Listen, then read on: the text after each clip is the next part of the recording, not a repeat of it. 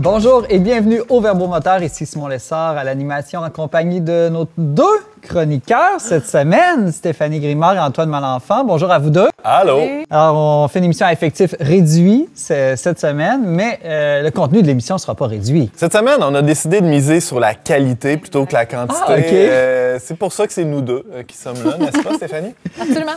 Merci d'être là. Alors, on est dans le mois de novembre. J'ai pensé que pour briser la glace cette semaine, j'allais vous demander, est-ce que vous aimez ça, vous, visiter des cimetières? Êtes-vous le genre à aller vous promener la nuit dans un cimetière ou d'aller prier sur la tombe de vos ancêtres? Bien, pas la nuit. Moi, je préfère y aller de jour, mais c'en est un, les lieux, je trouve, où il y a souvent beaucoup de verdure, des grands arbres. Moi, j'aime ça être proche de la nature. Puis en ville, on n'a pas tant accès à beaucoup de ces coins-là. Fait que je trouve que le cimetière, c'est un bel endroit pour ça. Puis j'aime beaucoup aussi aller à celui à Saint-Anne-de-la-Pérade où mes ancêtres sont enterrés. Je fais comme un petit pèlerinage des fois. Puis le mois de novembre, je trouve que c'est une belle occasion pour le faire, en effet. Toi, Antoine, ton rapport au cimetière? Ben, deux expériences. Là, j'ai habité pratiquement dans un cimetière. OK, c'est assez original. Sur la rue Chapdelaine, là, mon bloc appartement était dans le cimetière Belmont, là, presque au cœur des pierres tombales. Là, puis j'allais souvent prendre des marches là. Un autre souvenir, c'est quand je livrais le journal, j'étais jeune, 12-13 ans, puis tôt le matin, au point où il faisait noir, puis là, je passais à côté d'un cimetière à la Pocatière. Puis j'avais peur. Non, mais tu sais, quand il fait noir, tu te dis, qu'est-ce qui va sortir de là? T'sais? Non, fait que c'est ça mon expérience. Mais oui, j'aime ça, prendre une marche dans un cimetière. C'est un des rares lieux où il y a encore un peu de quiétude et de silence dans la ville, au milieu des villes, souvent. Ouais. Moi, j'aime bien aussi lire les noms. Faites-vous ça, lire les noms des gens, même si on les connaît pas? Il me semble que c'est comme une expérience ethnologique des vieux noms. Puis là, on s'est dit, peut-être qu'on pourrait nommer nos prochains enfants avec ces noms-là. Herménégilde, Cunégonde. C'est quand même inspirant. Hein? Oui, c'est vrai. Merci à vous. Cette semaine, on s'est dit, on va faire une émission spéciale uniquement sur les élections américaines. Mais non, c'est pas ça qu'on fait. On s'est dit que tout le monde en avait peut-être ras-le-bol d'entendre parler des élections américaines. Donc, on s'est dit, cherchons plutôt d'autres nouvelles dont les gens ont moins parlé. Nous entendrons donc l'édito d'Antoine Malenfant sur la plus récente encyclique du pape François. Mais tout d'abord, on commence cette émission avec une très bonne question. Si la naissance est gratuite, pourquoi la mort est payante?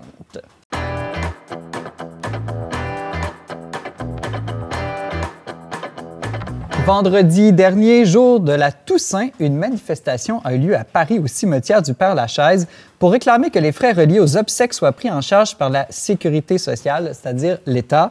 Stéphanie Grimard, peux-tu nous expliquer un peu les motivations de ces manifestants? Oui, alors c'est ça, Simon, c'est le collectif pour une sécurité sociale de la mort qui a mené cette action-là. Et eux, ils veulent être sûrs de mourir, c'est ça? Non, mais c'est ça, ils soulèvent la question, comme tu le disais, de savoir si ça ne devrait pas être le rôle de l'État d'effrayer les frais qui sont liés avec les obsèques des citoyens. Donc, ils dénoncent ce qu'ils appellent le capitalisme funéraire, disent que l'argent empoisonne la mort, comme ça fait partie des slogans qui étaient scandés cette journée-là. Jean-Loup de Saint-Phal, un des instigateurs du mouvement, demande, comme tu le disais, là, si la naissance est gratuite, pourquoi la mort devrait être payante? Il estime que les morts ne devraient pas être traités comme des produits de consommation. Une de leurs autres préoccupations, c'est qu'ils déplorent le fait que les conseillers funéraires sont comme mis dans une double position, de devoir prendre soin des endeuillés, puis en même temps leur vendre des produits et des services. Donc ça, c'est assez malaisant comme position pour eux, parce que c'est ça, on sait aussi que les gens sont très, très fragiles dans ces moments-là, sont vulnérables, veulent faire le plus possible pour la personne décédée. Ah, Madame Tremblay, vous l'aimiez, votre époux, hein? Vous voulez ce qu'il y a de mieux pour lui, pour sa mémoire, donc là, on propose des produits. Il y a un peu de ça, puis la personne qui est fragile, qui est vulnérable, bien, pense peut-être pas le plus clairement du monde à ce moment-là, donc peut se laisser influencer. Donc c'est tout ça qui dénonce, pour... Je me demandais combien ça peut... Là, ce collectif-là, c'était à Paris, en France, mais nous, ici, là, au Québec, combien en moyenne ça peut coûter à peu près des funérailles pour nous donner un ordre de grandeur? C'est ça. Il faut savoir, Simon, la mort, comme on dit, c'est pas donné. Faut être riche pour mourir. C'est pas pour tous les portefeuilles. Selon la Corporation des thanatologues du Québec, un rituel funéraire peut coûter en moyenne entre 4 000 et 7 000 $. C'est quand même assez significatif. C'est sûr qu'il y a toutes sortes d'éléments à prendre en considération. La prise en charge du corps au lieu du décès, le transport de la dépouille, l'entreposage, toutes sortes de... Après l'exposition, l'embaumement, là, je pourrais continuer longtemps, là, les funérailles à proprement parler. Le cercueil, les fleurs. C'est ça, le cercueil, c'en est une grosse partie des frais, c'est le cercueil, en fait. Les coûts peuvent varier énormément, mais au bas mot, au minimum, c'est à peu près 1 500 $ qu'il faut débourser pour un cercueil. Mais ça peut aller jusqu'à 10 000 $ si tu veux quelque chose de 1500 est en plywood, il tient avec 3 vis. À peu près, c'est ça. D'ailleurs, savais-tu que... Parce que c'est ça, pour les urnes, c'est entre 200 et 1 000 $ OK. Parce que c'est ça, c'est assez frappant. J'ai lu qu'il y a 30 ans, c'était 90 % des gens qui se faisaient embaumer. Puis là, depuis, dans les dernières années, ça a complètement inversé. 90 % des gens qui sont incinérés. Quel renversement de tendance. Oui, c'est ça. Je me demandais, Stéphanie, qu'est-ce qui arrive avec des corps non réclamés? Je pense, par exemple, à des itinérants ou des gens seuls. Il y en a de plus en plus. J'imagine qu'on les laisse pas dans la nature. Non, c'est ça. Il faut savoir au début qu'il y a toujours une enquête qui est faite. On prend le temps de voir, d'essayer de trouver des membres de la famille. Mais même parfois, si on en trouve de ces membres de leur famille, il y en a qui refusent carrément de payer, souvent par manque de ressources, par manque d'argent. Donc là, c'est le ministère de la Santé qui prend les corps en charge, sauf pour les morts qu'on considère louches. À ce moment-là, c'est le coroner qui s'en occupe. Puis, les morts louches. Les morts louches, les morts non résolues, les morts suspectes. Ouais, là, c'est le coroner à ce moment-là qui s'en occupe. Puis il y a des longues listes de noms de gens qui sont toujours pas réclamés, qu'on peut aller consulter sur le site du ministère pour voir si jamais il y a un corps. J'ai le goût de faire une funéraille, je réclame un corps, puis j'organise ça chez nous. Mais c'est ça. Il faut que j'aie un lien, évidemment. Oui, c'est ça. Il faut avoir un lien avec la personne décédée. Mais il y a aussi des... C'est ça. Malheureusement, ces corps-là, finalement, se retrouvent dans des fosses communes. Il y en a plusieurs. Il y a des centaines de personnes décédées qui se retrouvent dans des fosses communes. Ici, au Québec, on parle de 300 à 400 par année. Et ce chiffre-là augmente d'année en année. Est-ce que tu sais si leur nom est écrit quelque part, qu'on puisse faire quand même mémoire de ces gens-là? Malheureusement, non. C'est ça. Okay. À part dans les listes que je mentionnais tantôt, dans le cimetière, il va y avoir une place spécifique pour ces genres de fosses communes-là, mais il n'y a pas de nom indiqué ni rien. Et l'État ne va pas organiser non plus d'obsèques ou de funérailles pour ces gens-là? Non, mais heureusement, il y a certaines fondations comme celle de Gilles Kegel, ici à Québec. Il y a aussi l'abbé Claude Paradis à Montréal. Mais ici à Québec, en tout cas, il y a Gilles Kegel qui organise 2 fois par année des cérémonies, des funérailles collectives pour au moins qu'on se souvienne un peu de ces personnes-là, souvent des itinérants, des personnes de la rue. Lui, il travaille beaucoup dans ce milieu-là et connaît les gens qui... C'est très touchant. J'ai déjà assisté à des obsèques comme ça pour des personnes seules, dont personne ne s'était préoccupé au moment de leur mort.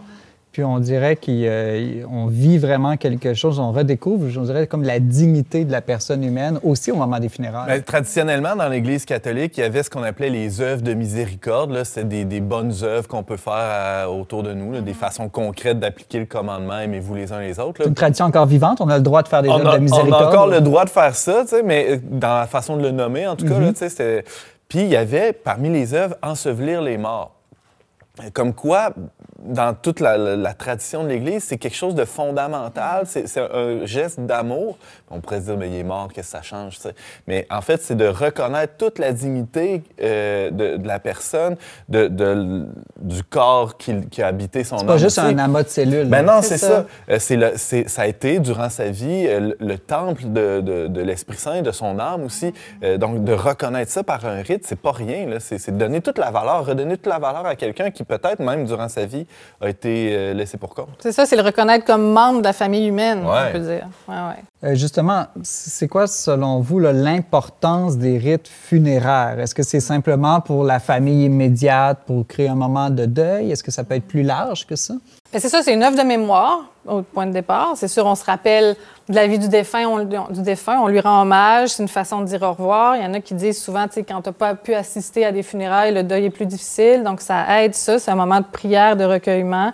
Mais comme Antoine le disait, c'est aussi non seulement une œuvre de mémoire, mais pour l'Église, c'est la dernière œuvre de miséricorde qui aide finalement au passage à la vie éternelle. On prie pour le défunt. On prie pour lui, on le salue, puis on l'accompagne, si on veut, vers ce qu'on peut penser qui était notre vie. Puis je trouve aussi que quand on assiste à des funérailles, c'est un bon moment pour se questionner sur le sens de notre vie, le but de notre vie. Est-ce qu'on est de se recentrer sur l'essentiel? On sait qu'on va tous mourir, puis ça nous remet en perspective qu'est-ce qui est vraiment important, qu'est-ce qui est vraiment urgent. Puis un peu comme quand on assiste à un mariage, puis que les gens qui sont mariés, ben ils font comme un examen de conscience un peu de leur couple ou de leur mariage. Ils renouvellent un peu, on espère en tout cas, leur mariage.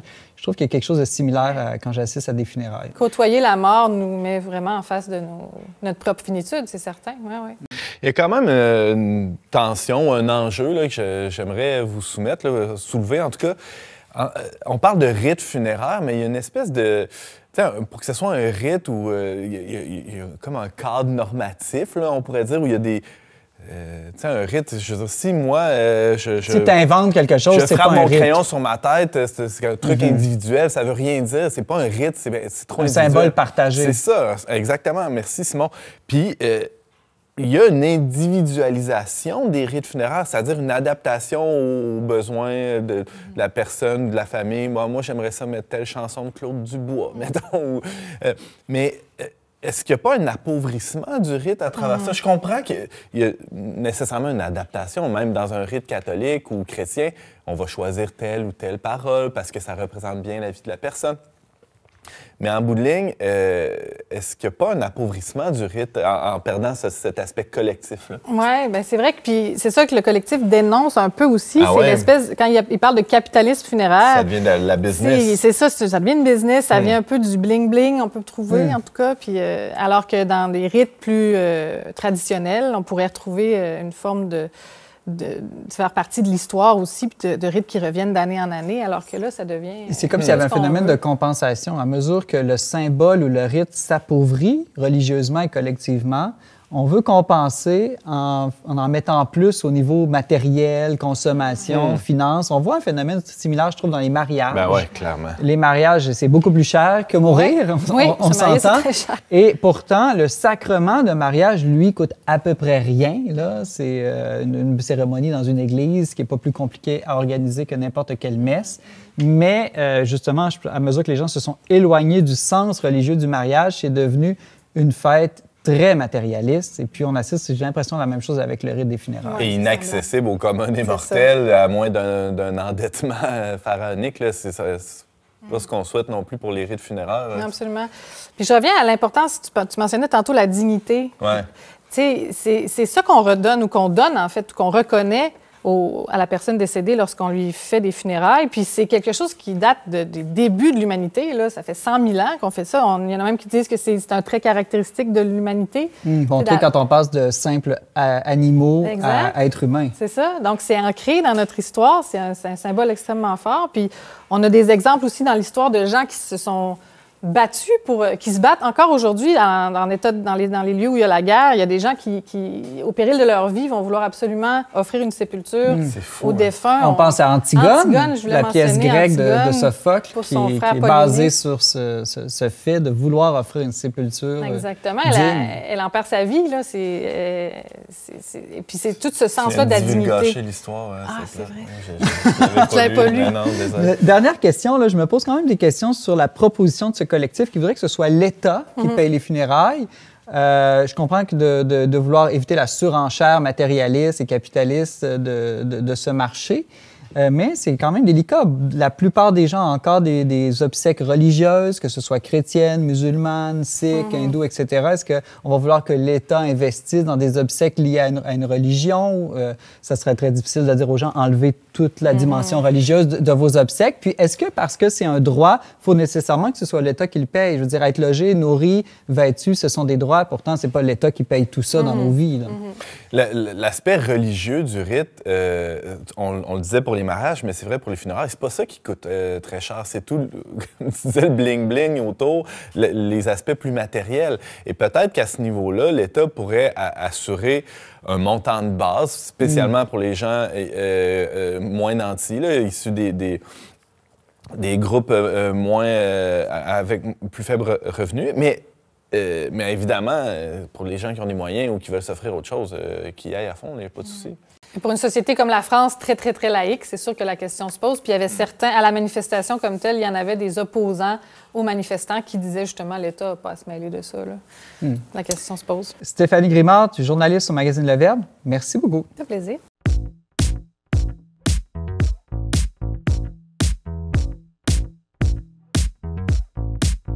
Antoine Malenfant, tu nous as habitués depuis le début de la saison à des éditos aux accents plus sportifs, mais là, tu vas complètement ailleurs aujourd'hui.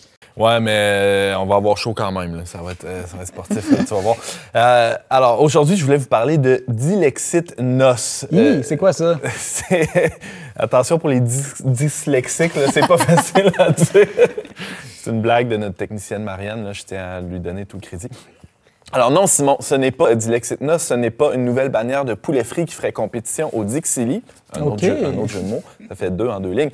Dilexit Nos, non, c'est le nom de la plus récente encyclique du pape François. Ça veut dire « Il nous a aimés ». Il, c'est qui? Jésus. Okay. Jésus.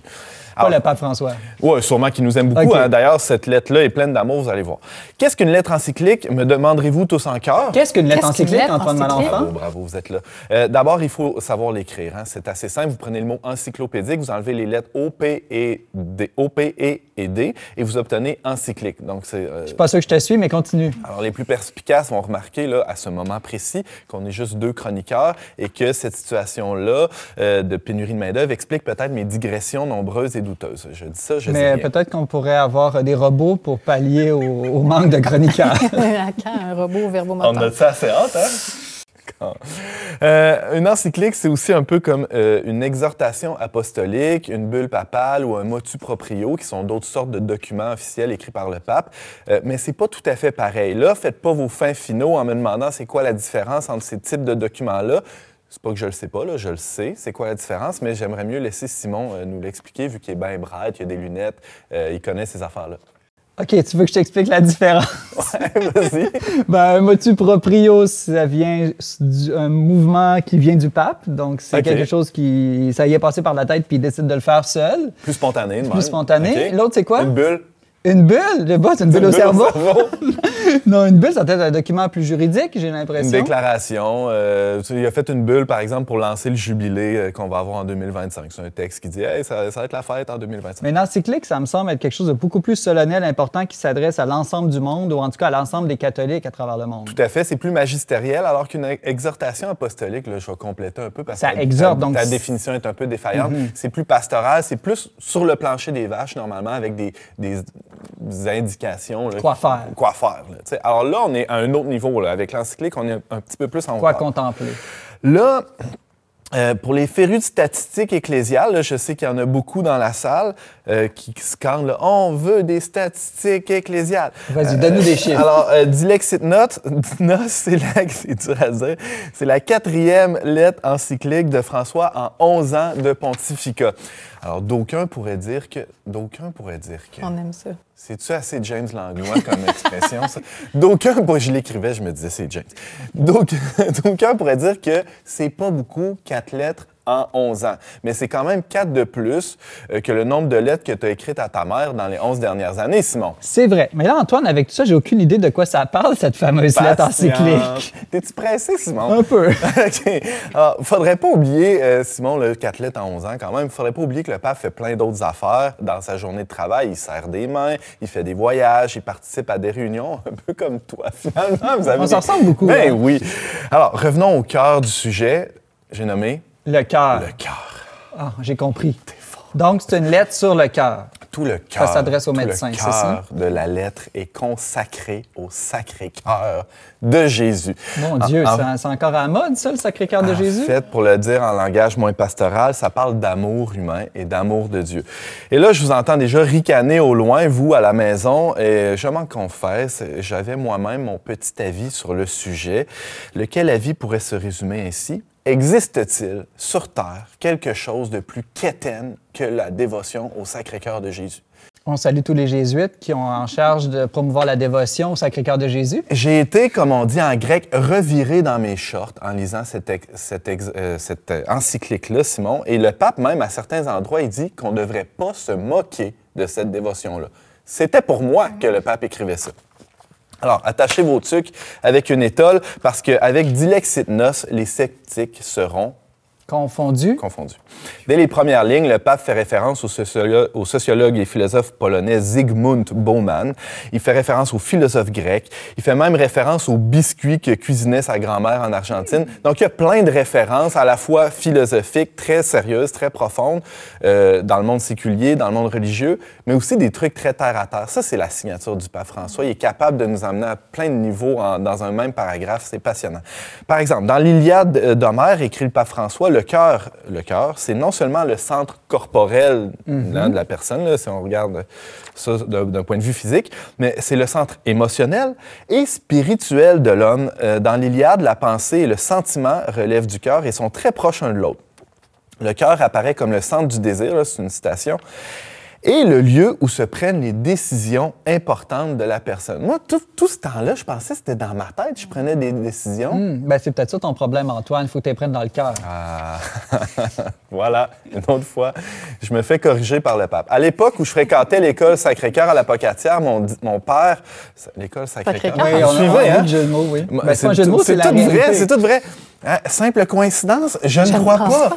Alors, mon père me disait parfois, sur un ton invitant, « Serre-toi donc ta tête. » Et si on suit bien, il aurait pu me recommander de me servir de mon cœur. Hein. Depuis l'Antiquité, nous dit le pape François, en citant Platon, on voit l'importance de considérer l'être humain non pas comme une somme de diverses facultés. Hein. Je suis capable de soulever des poids avec mes muscles, je suis capable de faire des calculs avec mon cerveau. Des compétences. Je suis capable d'avoir des émotions, d'empathie envers Stéphanie.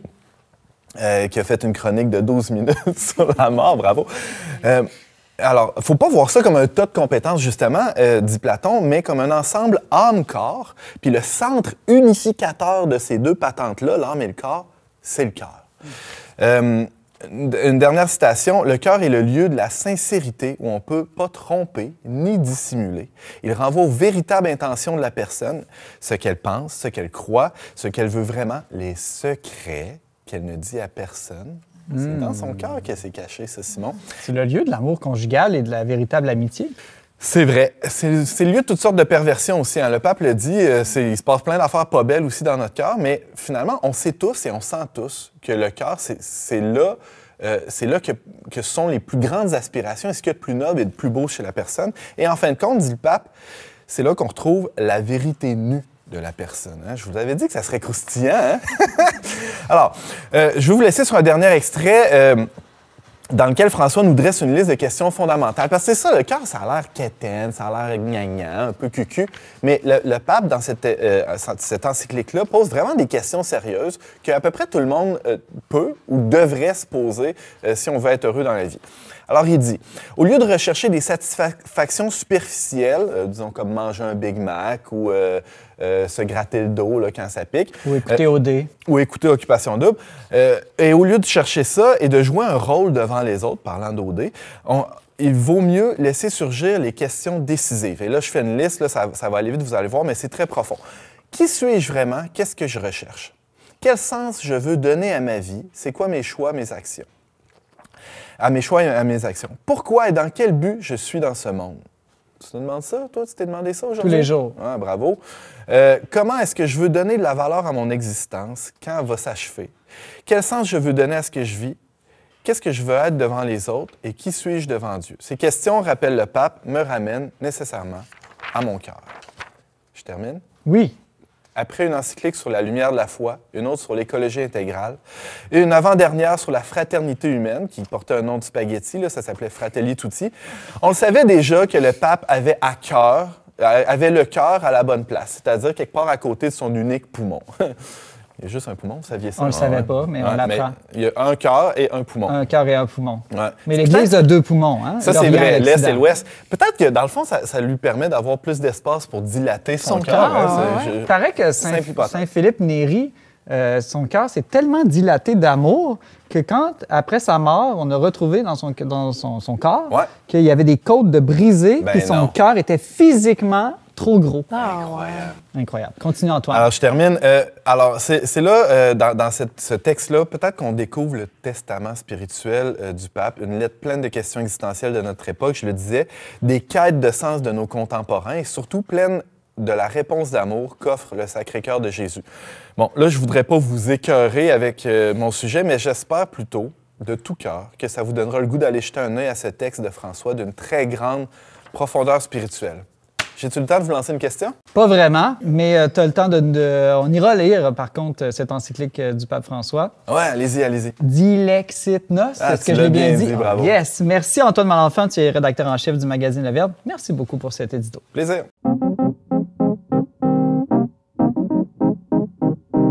Stéphanie Grimard, tu as rencontré dernièrement l'artiste canadien de renommée internationale Timothy Paul Schmalz. Est-ce que je prononce bien son nom? Tout à fait, Schmalz, oui. Et qui est-il? Que fait-il? Bien, c'est un sculpteur de renommée mondiale. Moi, j'ai été surprise de voir à quel point ses œuvres se retrouvaient un peu partout dans le monde.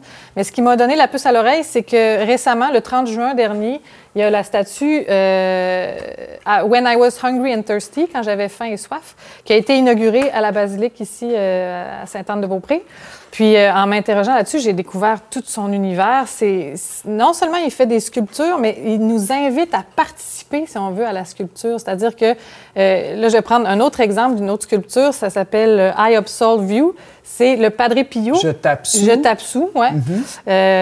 Puis, c'est le Padre Pio qui est en le rôle d'un confesseur, mais c'est seulement quand tu t'assois de l'autre côté de la fenêtre que là, tu aperçois le visage du Christ. Puis il y a plein de moments comme ça dans les sculptures. Il y en a une à la Holy Trinity Church, ici à Québec, qui est, au début, de loin, tu vois, c'est comme si c'était simplement un pèlerin qui est assis sur un banc. Puis là, bien, quand tu vas t'asseoir à côté, tu t'aperçois que c'est un ange. Il y a toutes sortes d'effets comme ça. Il y en a une autre où c'est le dernier repas, où il y a simplement Jésus qui est assis sur une grande table et toutes les autres places sont vides. Donc, c'est aux passants de venir s'asseoir à la table, comme pour nous rappeler un peu notre mission apostolique. C'est une forme d'homélie où il actualise les Saintes Écritures dans la culture d'aujourd'hui. Exactement. Il dit, pour lui, c'est comme un prêche perpétuel. Il ne faut pas nécessairement rentrer dans une église, mais ça fait partie du paysage urbain. Une sculpture dont vous êtes le héros. Oui, c'est un peu ça. Juste avant qu'on se laisse, est-ce que c'est pas lui aussi qu'il y a une grosse sculpture de migrants qui a été mise au Vatican, puis même ici à Montréal, à l'Oratoire Saint-Joseph? Exactement. Ça s'appelle Angels Unawares. C'est pour, c'est ça, un peu évoquer l'hospitalité qu'on devrait avoir envers les migrants. Elle est très impressionnante. Elle mesure, je sais plus, je pense 20 mètres. Pèse 3-4 tonnes. Puis en tout cas, c'est. Puis on discerne des ailes d'ange au milieu d'une foule de migrants. En se disant, on ne le voit pas tout de suite au début, il faut être attentif. Non, exactement. Il faut vraiment se placer dans un angle particulier. Puis c'est justement pour dire que parmi tous ces migrants-là, ben, il peut se trouver des anges. Où je peux voir ça, Stéphanie? À l'Oratoire Saint-Joseph. Et puis les images de ça, par exemple. Ben oui, j'ai écrit un article. Ah oui, justement, merci. On peut lire ton article, Timothy Paul Schmalz, La sculpture au service des Écritures sur leverbe.com. Merci, Stéphanie. On se laisse cette semaine sur le nouveau simple Feu de paille, sorti le 11 octobre dernier du chanteur franco-canadien Alyosha Schneider. Merci à Marie Laliberté et Marianne Martin à la technique. C'était Simon Lessard à l'animation. On se dit à la semaine prochaine pour un autre épisode des Verbomoteurs. Qui brillait dans la nuit, mais au matin, dans la grisaille, le vent et la pluie avaient tout emporté. Des fois comme aujourd'hui, il m'arrive d'y penser. C'est un amour comme un feu de paille